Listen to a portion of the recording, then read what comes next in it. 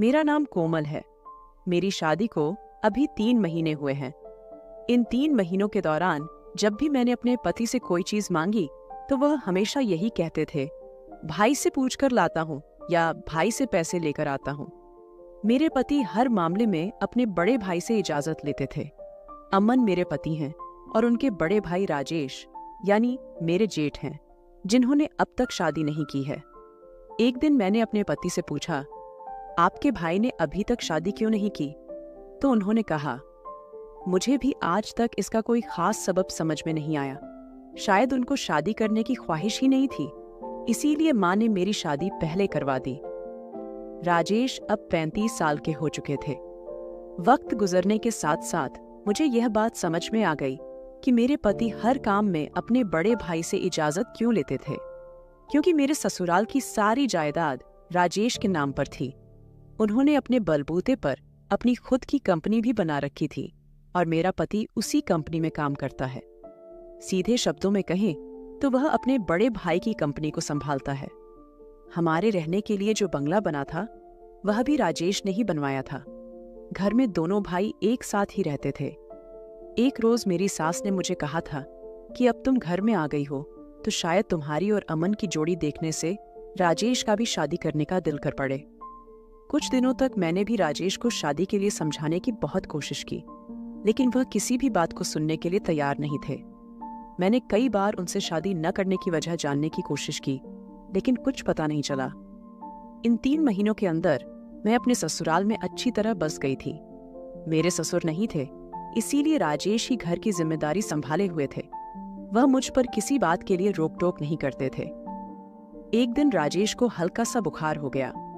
4-5 दिन तक घर पर इलाज कराते हुए भी वह दफ्तर जाते रहे, लेकिन आहिस्ता आहिस्ता मामूली बुखार बीमारी में बदल गया। फिर हमें उन्हें तुरंत अस्पताल में दाखिल कराना पड़ा। राजेश 10 दिन तक अस्पताल में दाखिल रहे। जब वह अस्पताल से घर आए तो अस्पताल के चक्कर लगाने की वजह से मैं बहुत थक चुकी थी। घर में नौकरानी काम करती थी, लेकिन घर वालों को मेरे हाथ का खाना ज्यादा पसंद था और नौकरानी के हाथ की चाय भी कोई नहीं पीता था। घर का हर काम करने के लिए सास सिर्फ मुझे ही हुक्म देती थी। एक दिन तंग आकर मैंने उनसे कहा, माँ, मैं बहुत थक जाती हूँ।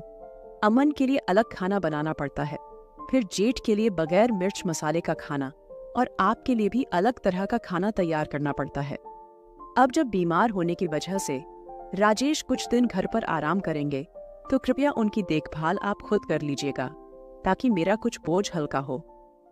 इस पर मेरी सास नाक चढ़ाते हुए बोली, देखो बहू, तुम अभी जवान हो, इतनी जल्दी कैसे थक गई? पहले हमारी जॉइंट फैमिली थी, इसी वजह से घर के लोग भी काफी ज्यादा होते थे। तब मैंने तुम्हारी उम्र में इतना काम किया था कि तुम सोच भी नहीं सकती। अब बच्चे बड़े हो गए हैं, इसीलिए खानदान अलग हो गया है। और एक तुम हो, अभी तो तुम 2 ही लोगों यानी सास और जेठ से तंग आ गई हो, जबकि तुम्हारा हाथ बिठाने के लिए घर में नौकरानी भी मौजूद है। फिर भी इतनी थकान क्यों हो रही है तुम्हें? बस कुछ रोटियां ही तो बनानी होती हैं। इसमें इतनी भी परेशानी वाली क्या बात है?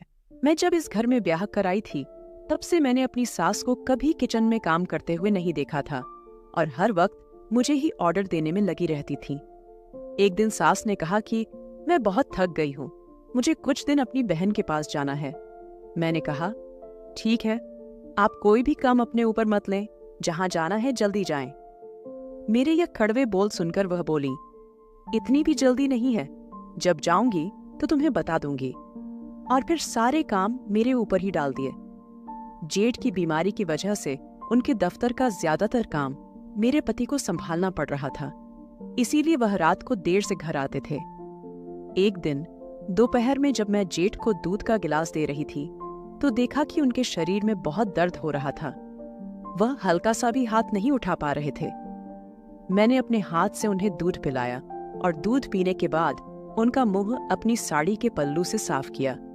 जैसे ही मैंने पल्लू हटाया, वह मुझे एक अलग ही नजर से देखने लगे। जेठ की बीमारी के दौरान दिन भर मैं उनके पास ही रहती थी, क्योंकि उन्हें किसी भी वक्त किसी भी चीज की जरूरत पड़ सकती थी। मैंने अपने हाथ से उन्हें खाना भी खिलाना शुरू कर दिया था। जेठ ने अपनी तबीयत की खराबी की वजह से पूरे हफ्ते की छुट्टी ले ली थी। 3 दिन गुजर चुके थे और मैंने उनकी बहुत देखभाल की थी। मेरी इसी देखभाल से वह इतने मुतासिर हो गए कि एक दिन उन्होंने मुझसे कहा, बोलो कोमल, तुम्हें क्या चाहिए? जो भी तुम्हें चाहिए होगा मैं तुम्हें खरीद कर दूंगा। मैंने बिना कुछ सोचे समझे अपने जहन से कहा, पिछले हफ्ते मार्केट में मैंने एक बहुत ही खूबसूरत साड़ी देखी थी, लेकिन मेरे पति ने पैसों की कमी की वजह से उसे लेने से मना कर दिया था। मैंने मायूस होकर अपनी बात कह ही दी, क्योंकि अब मौका मिल रहा था तो मैं इसे जाया नहीं करना चाहती थी। जेठ ने कहा कि तुम्हें वो साड़ी पसंद आई तो कम से कम तुम्हें मुझे तो बताना चाहिए था ना। मैंने उसी वक्त वह साड़ी खरीदकर तुम्हें दे दिया होता। फिर जेठ ने फौरन अपना बैंक कार्ड मुझे दिया और शाम को मैंने वह सूट खरीद लिया। जैसे ही वह सूट मेरे हाथ में आया तो मैं खुशी से झूम उठी। जब मैं घर आई तो मेरे पति ने शादी देखकर हैरानी जताई। उन्होंने पूछा, भाई ने तुमसे इतना लगाव क्यों महसूस किया कि उन्होंने एक ही बात पर तुम्हें जो चाहिए था वो दिला दिया? खैर, जेठ बीमारी की वजह से अब ऑफिस नहीं जा पा रहे थे और कंपनी की एक अहम मीटिंग दूसरे शहर में होनी थी। बीमारी के कारण वह खुद नहीं जा सके, इसीलिए उन्होंने अपनी जगह मेरे पति को भेज दिया। अगले 4 दिन मेरे पति को शहर से बाहर रहना था। जब सुबह मेरे पति शहर के लिए निकल गए तो मैं उसी वक्त नहाने चली गई। नहाकर जब मैं बाहर आई तो मैंने अपने गीले बालों में तौलिया लपेट रखा था। जैसे ही मैंने तौलिया हटाया और बाल सुखाने लगी तो अचानक मेरे कानों में जेठ की आवाज सुनाई दी, जो मुझे मेरे नाम से पुकार रहे थे। जेठ की तेज आवाज सुनकर मैंने समझा कि वह ना जाने कब से मुझे बुला रहे हैं, मगर मेरी सास घर पर नहीं थी, क्योंकि मेरी सास की यह बुरी आदत थी कि वह खुद को काम से दूर रखने के लिए दिन भर बाहर गपशप करने जाती थी। फिर मैं तुरंत तेज कदमों से जेठ के कमरे में गई। जल्दी में मेरे बालों से तौलिया भी गिर गया। कमरे में पहुंचते ही मैंने कहा, क्या आपको कुछ चाहिए था? मैं नहा रही थी, इसीलिए आपकी आवाज नहीं सुन पाई। जेठ बोले, आज मुझे जल्दी भूख लग गई है, अगर नाश्ता मिल जाए तो अच्छा होगा। मैंने तुरंत नाश्ता बनाने का फैसला किया, लेकिन जाने से पहले सोचा कि उनके नाश्ते से पहले वाली दवा दे दूं। जैसे ही मैंने उन्हें दवा दी तो जेठ बोले, भगवान ने आपको वैसे भी बहुत प्यारी बनाया है, लेकिन तुम गीले बालों में और भी ज्यादा खूबसूरत लगती हो। मैं उनकी बातों पर मुस्कुराते हुए नाश्ता बनाने चली गई। आज मैंने उनका पसंदीदा खाना बनाया था। जेठ पहले भी मेरे हाथों के जायके की तारीफ किया करते थे, लेकिन आज तो उन्होंने तारीफ करने की हद ही कर दी। फिर जेठ कहने लगे, अगर मैंने जिंदगी में कभी शादी की भी तो मेरी बीवी भी तुम्हारी जैसी होनी चाहिए। यह सुनकर मुझे खुशी हुई कि शायद वह शादी के लिए तैयार हो रहे हैं, लेकिन फिर उन्होंने कहा, मुझे तुम्हारी जैसी नहीं, अब तुम ही चाहिए। तुम्हारी जैसी तो मैं ढूंढ ही नहीं सकता। इस बात ने मेरे दिल पर एक गहरा असर छोड़ा और मुझे लगा कि उनका दिल धीरे धीरे बदल रहा है। उस वक्त मैंने उनकी बातों पर ज्यादा ध्यान नहीं दिया, लेकिन वक्त गुजरने के साथ साथ मैं भी उनकी तरफ आकर्षित होने लगी। उन दिनों जेठ मुझसे ज्यादा बातें करने लगे थे और अपने जज्बात का इजहार करने लगे थे। फिर देखते ही देखते जेठ की छुट्टियां खत्म हो गईं और मेरे पति भी घर वापस आ गए। फिर जब रात हुई तो पति ने मुझसे कहा, तेरे जेठ ने तुझे तुम्हारा मनपसंद ड्रेस लेकर दिया और शादी के लिए अपना कार्ड भी दिया।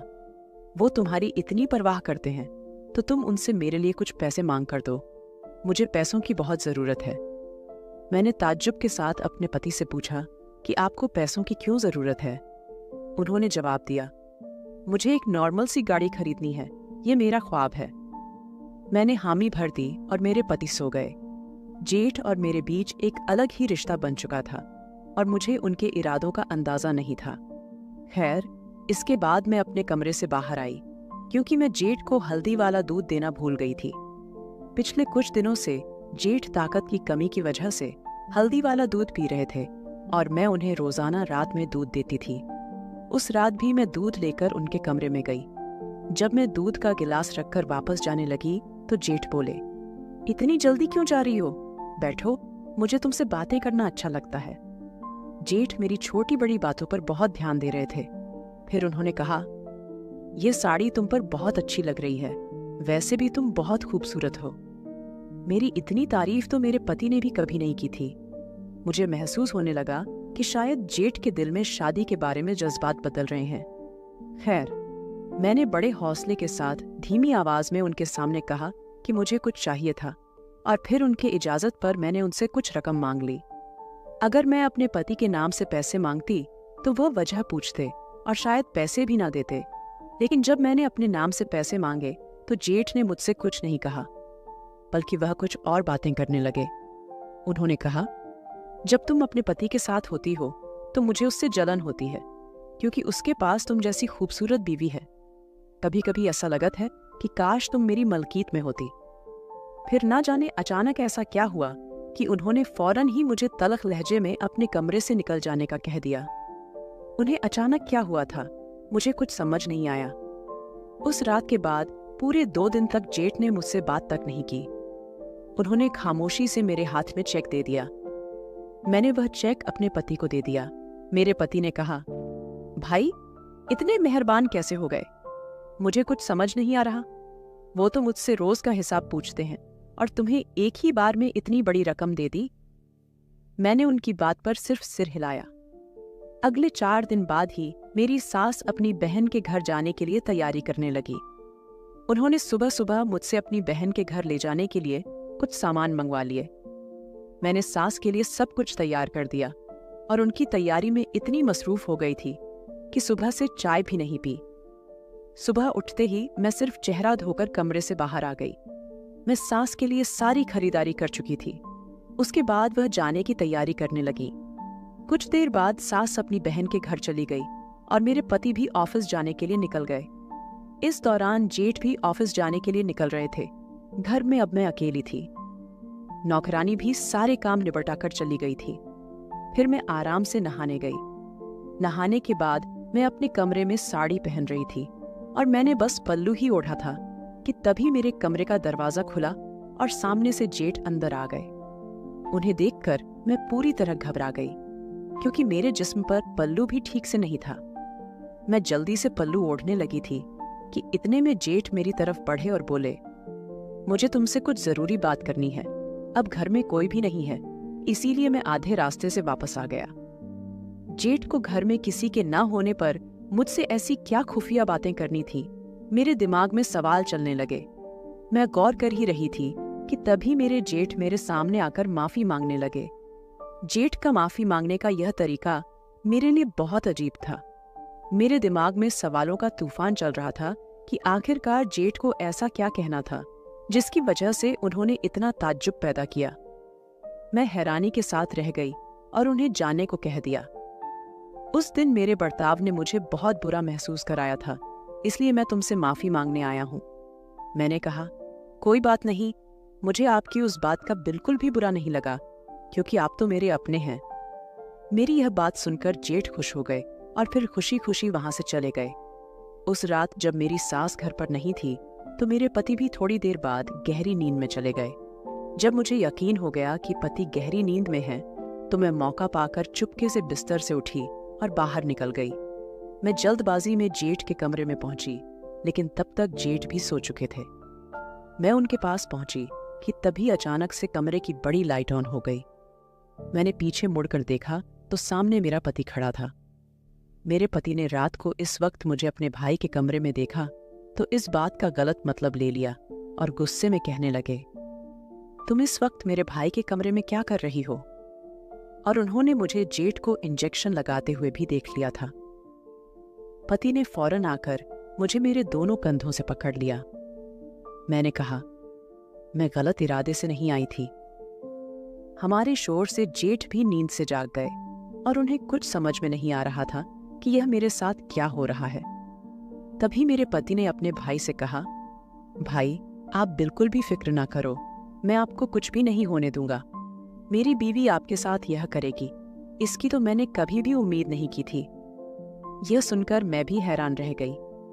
मेरे पति अपने भाई को बताने लगे, मेरी बीवी आपको इंजेक्शन लगाने वाली थी, वह तो शुक्र है कि मैं ऊपर से आ गया, वरना यह तो शायद आपको हमेशा की नींद सुलाने वाली थी। मैं तो सोच भी नहीं सकता था कि मेरी बीवी इस कदर जालिम निकलेगी। ये शायद दौलत की खातिर आपको मारना चाहती है, मगर मैं ऐन मौके पर ही आपके कमरे में पहुंचा और आपकी जान बच गई। जेठ ने यह सुनकर मेरे पति को खामोश कराते हुए कहा, शर्म करो यार, क्या तुम्हें अपनी बीवी पर जरा भी भरोसा नहीं है? लेकिन आपको इस पर भरोसा हो या ना हो, मुझे इस पर बहुत यकीन है। इसीलिए मुझे अभी भी यकीन नहीं आ रहा कि मेरी भाभी मेरे साथ कैसे गलत कर सकती है। फिर जेठ ने मुझसे सवाल किया, यह सब क्या हो रहा था? तुम मेरे साथ ऐसा क्या करने वाली थी? वजह आप खुद ही बता दो, मुझे आप पर पूरा भरोसा है। मैंने जेठ के सामने आहिस्ता से बोलना शुरू किया। कल मैं जब मां जी के लिए कुछ सामान खरीदने बाजार गई थी, तब मैंने आपके लिए एक पेचीदा बीमारी का इंजेक्शन लेकर आई थी, क्योंकि मुझे आप पर शक था कि आपके अंदर कुछ कमी है। आप 35 साल के हो गए हैं और आपके पास इतनी दौलत है, फिर भी आपने शादी क्यों नहीं की? मुझे इस मामले की जांच पड़ताल करनी थी, इसीलिए ये इंजेक्शन लेकर आई थी। मैं आपको बेहोशी का इंजेक्शन लगा रही थी ताकि मैं अच्छी तरह जांच भी कर सकूं और आपको इस बारे में खबर भी ना हो। मेरी बात सुनकर जेठ बोले, तुम्हें किसने कहा था कि मेरे अंदर कोई कमी है? तुमने ऐसा क्यों सोचा? मैंने जवाब दिया, आप 35 साल के हो चुके हैं, लेकिन आपने अभी तक शादी नहीं की, इसीलिए मुझे आपकी काबिलियत पर शक होने लगा था। मैं हकीकत जानना चाहती थी कि क्या आपके अंदर वाकई कोई कमी है या शादी ना करने का कोई और बात है। इसी वजह से मैं आपसे मीठी मीठी बातें भी करती थी, ताकि आप बातों बातों में हकीकत बता दें कि आपके अंदर किसी तरह की कोई कमी है जो आप इस उम्र में भी शादी करने से इनकार कर रहे हैं। जेठ ने फिर संजीदा आवाज में कहा, मेरे अंदर किसी तरह की कोई कमी नहीं है। मेरी शादी ना करने का सिर्फ एक ही कारण है, और वह है मेरा पहले प्यार, पूनम। जब मैं 23 साल का था, तब से ही मैं अपनी बचपन की दोस्त पूनम से शादी करना चाहता था। पूनम भी मुझसे बहुत प्यार करती थी, लेकिन मैं उस वक्त बहुत गरीब हुआ करता था। मैं इतनी ताकत नहीं रखता था कि पूनम को इज्जत के साथ ब्याह कर अपने घर ला सकूं। कई बार मैंने इरादा भी किया कि मैं पूनम को भगाकर कोर्ट मैरिज कर लूं, लेकिन जब मुझे अपनी माँ और छोटे भाई का ख्याल आता तो मैं अपने इस इरादे को झटक देता। मैं और पूनम दिन रात एक दूसरे को पाने के लिए बेचैन रहते और तड़पते रहते थे, लेकिन हमारे बस में कुछ भी नहीं था। आखिरकार जब पूनम की मंगनी के बाद तुरंत शादी हुई और वह किसी गैर के आंगन में चली गई, तो मेरी तो जैसे दुनिया ही उजड़ गई थी। मैं जीते जी मर गया। मेरी मोहब्बत मेरे हाथों से चली गई, क्योंकि मेरा गुनाह सिर्फ यही था कि मेरे पास पैसा नहीं था, और मैं उन दिनों रोजगार के सिलसिले में जगह जगह भटक रहा था। उस दिन के बाद से मैंने शादी का ख्याल अपने दिमाग से निकाल दिया और सिर्फ पैसा कमाने का इरादा कर लिया। मेरी माँ हमेशा मुझसे शादी के लिए जोर देती रही, लेकिन पूनम के बिना मैं किसी और से शादी करने का सोच भी नहीं सकता था, क्योंकि मेरे दिल में सिर्फ वही थी। कभी कभी आप दोनों को इकट्ठे देखकर मुझे शादी की ख्वाहिश होती थी, लेकिन जब भी मैं तुम्हारे साथ बात करता था, मुझे पूनम याद आ जाती थी। आखिरकार मैंने अपने दिल को समझा लिया कि जितनी भी मैं कोशिश कर लूं, मैं पूनम के अलावा किसी और के लिए अपने दिल में जगह बना ही नहीं सकता। ये सब बड़े टूटे हुए दिल के साथ बता रहे थे। फिर जेठ की आंखों से आंसू बह निकले और वह मर्द होकर भी फूट फूट कर रोने लगे। मेरे पति ने तुरंत ही मेरे जेठ को सीने से लगाकर संभाला और हौसला दिया। उसके बाद मैंने कहा, मुझे आपकी बेहद फिक्र रहती है। कसम से आप दिल के बहुत अच्छे हैं और कमाई भी बहुत करते हैं। आपने अपने छोटे भाई की परवरिश करने में भी कोई कसर नहीं छोड़ी। हमें आज तक किसी चीज की कमी महसूस नहीं होने दी। भला इतना कौन किसी का एहसास करता है? लेकिन भाई, यकीन करें, अभी भी आपकी शादी की उम्र खत्म नहीं हुई। आप एक बार किसी लड़की को अपनी जिंदगी में मौका तो देकर देखें। यकीनन आपको उसमें भी अपनी पूनम ही नजर आने लगेगी, और आपका घर बसता हुआ देखकर माँ जी को भी सुकून मिल जाएगा और वह अपनी जिंदगी में आपकी संतान को भी देख सकेंगी। प्लीज, जो भी है, अब आप अपनी शादी से मुतालिक जरूर सोचें। अभी भी आपका कुछ नहीं बिगड़ा। देखना, आप फिर से मजीद जवान हो जाएंगे। इतने दिनों से इसी वजह से मैं यह सब कोशिश कर रही थी। मेरी बात खत्म होते ही मेरे पति मुझसे माफी मांगते हुए बोले, प्लीज कोमल, तुम मुझे माफ कर दो। मैंने तुम्हें गलत समझा। मेरा बड़ा भाई, जो मुझसे एक एक पाई का हिसाब लेता था, वो जब तुम्हारे एक इशारे पर सब कुछ लुटा रहा था तो मुझे तुम दोनों पर शक होने लगा। फिर हालांकि मुझे गाड़ी की भी जरूरत नहीं थी, लेकिन मैंने तुम दोनों के इम्तिहान लेने के लिए तुमसे गाड़ी की डिमांड कर दी कि भाई तुम्हें इतनी बड़ी रकम देते हैं या नहीं। जब तुम्हारे हाथ में भाई ने चेक रखा तो मुझे समझ में आया कि तुम्हारे और भाई के दरमियान कुछ भी गलत ताल्लुक नहीं है। मुझे मेरे इस घटियापन के लिए माफ कर दो। मैंने तुम दोनों पर शक किया। मैंने अपने पति से कहा कि घर में कुंवारा भाई होने पर ऐसी गलतफहमियां तो होती रहती हैं। मैंने अपने पति को फौरन माफ कर दिया। फिर अगले ही दिन मैंने अपने अमीर और हैंडसम देवर के लिए एक नहीं बल्कि 4 प्रपोजल लेकर आई। उनमें से एक लड़की मेरे जेठ को काफी पसंद आई, लेकिन शादी करने से पहले देवर ने यह शर्त रख दी कि वह कुछ दिनों तक उस लड़की को फौरन जांचना चाहेंगे और उसके बाद ही शादी का फैसला करेंगे। हमने उनकी यह शर्त भी बखूबी कबूल कर ली। फिर ठीक 20 दिन बाद ही जेठ ने शादी के लिए इजाजत दे दी और हम बड़े धूमधाम से अपने देवर को ब्याह कर उसकी नई नवेली दुल्हन को अपने घर ले आए। मेरे 35 साल के जेठ का घर आबाद होता देखकर सबसे ज्यादा खुशी मेरी सास को हुई थी और उनकी खुशी का कोई ठिकाना नहीं था।